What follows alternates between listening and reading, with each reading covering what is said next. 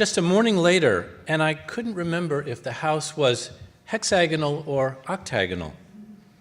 The frame dwelling occupies a crossroads, so quiet there's no stop sign. And it drew us across the campus from the library like a lodestone, as if the glinting materials in the schist of its border walls possessed magnetic charge. My friend and I felt a sudden love for its shape and scale. I could live there, I said to him, as did he, but with a different tone. We circled the house, petted the warped planks, tried the door, locked, and inhaled the scent of clipped hedges, wringing it like a trimmed beard. We'd seen the house through the campus library windows, a brutalist edifice, no aesthetic relation cousin to the dwelling. We were there to disassemble an exhibition my friend had mounted in the library.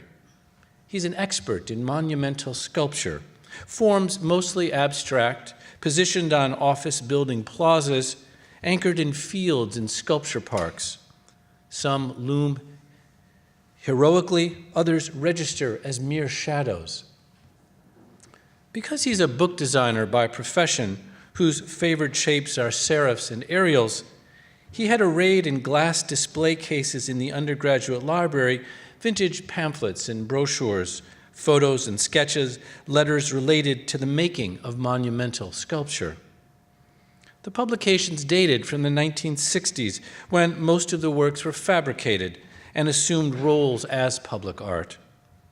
My friend wanted me to see his show before disassembling it and carrying the materials back to New York by train from the upstate campus. After I had examined with exaggerated enthusiasm the printed matter, backdropped by maroon velvet, not a single student stopping to look, he unlocked the cases and we began the gathering.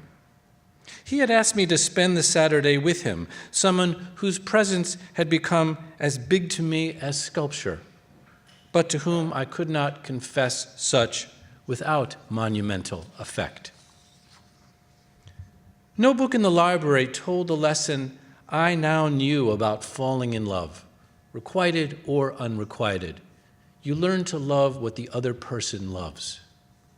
Suddenly, I notice monumental sculpture I encounter, a Calder stable whose red, yellow, blue fins stab a lawn, a glossy yellow beam drawn across a green meadow in an upstate park, the black cube at Astor Place to which I give a push and watch it whirl.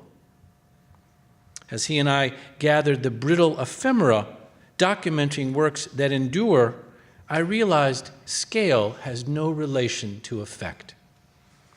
Here was an exhibition in a library about monumental things recounted in diminutive ways. Here was a man unaware of the scale of my feelings. I had read that every cell within us has 6 feet of DNA. Strands, if laid out, would reach 67 billion miles. Each of us has something in us that distancing. I held the hinged glass cases as he scooped up materials, the panes capturing our intersecting reflections and refractions. If I could sculpt, cast a monumental work on the scale of those recounted in the publications, this collaboration between us is what I would render. Absent such talents, that scene remains preserved inside of me, on permanent exhibit only to myself. He was sad his show was over, aware too that its effect on the students hadn't exactly been monumental. So when we exited the library, we found ourselves drawn to that historic house, lingering. We instructed the cab to come there to take us to the station. We each looked at the house with different longings. I imagined the unfamiliar and likely lovely dimensions within that I wished I could occupy with him.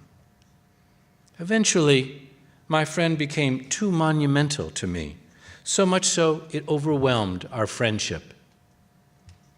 But that day, in the back seat of the cab, I suggested he come to my place for dinner, and that during the train ride back, we would finish the Sunday crossword puzzle, solve it together, side by side, filling in the grid, then reassemble the library show where I live.